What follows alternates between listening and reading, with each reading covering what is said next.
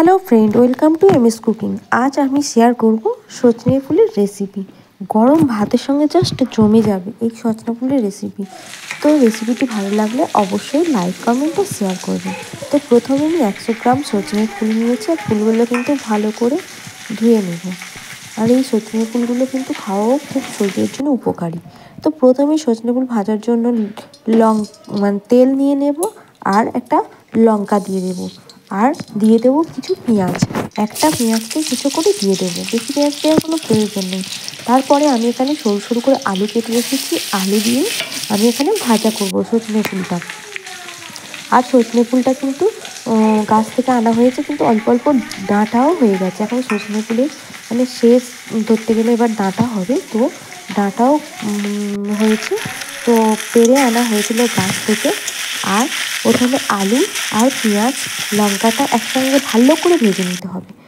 আর তারপরে সজনে ফুলগুলোকে এরকম জল দিয়ে কিন্তু ভালো করে পরিষ্কার করে নিতে হবে। বেছে নিয়েছিলাম আগে, আর এরকম করে জল দিয়ে ভালো করে ধুয়ে অনেকটা টাইম ধরে ধুয়ে নেব, যাতে নোংরাগুলো চলে যায়। অনেকে সজনে ফুল গুঁড়িয়ে নেয়, বেশিরভাগ লোকই নেয়। তো এটা সজনে ফুল গাছ থেকেই পাড়া। সজনে ফুল গুঁড়িয়ে নিলে কিন্তু ধুলো ময়লার কারণে ভালো করে ধুয়ে নিতে হয়।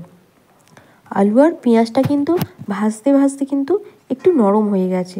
সঙ্গে দিয়ে দেবো একটু হলুদ, দিলে কালারটা কিন্তু খুবই সুন্দর আসবে। কিন্তু হলুদটা দিয়ে আলুটা আবারও নাড়তে থাকবো।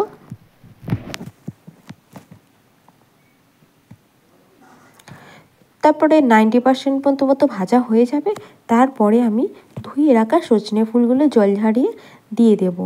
এখানে ফুলগুলো দিয়ে দিচ্ছি, আর ধুয়ে ফেলার কারণে পরিষ্কারও হয়ে গেছে। তো সজনে ফুলগুলোকে এবারে দিয়ে আবারও নেড়ে আলুর সঙ্গে মিশিয়ে নেব সজনে ফুলগুলোকে।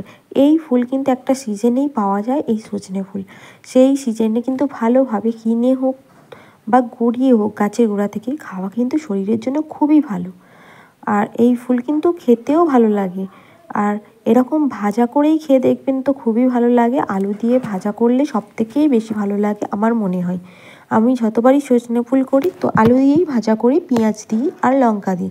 তো এটাকে সব নাড়িয়ে চাড়িয়ে ঢেকে রেখে দিলাম।